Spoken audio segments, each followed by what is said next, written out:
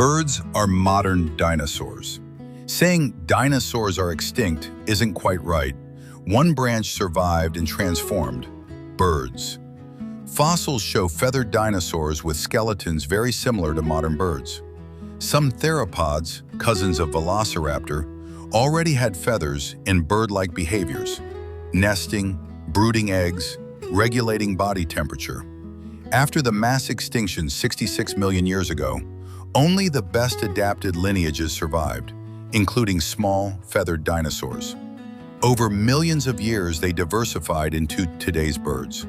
So from an evolutionary point of view, every pigeon, sparrow, or chicken you see is a dinosaur that swapped teeth and tails for beaks and wings.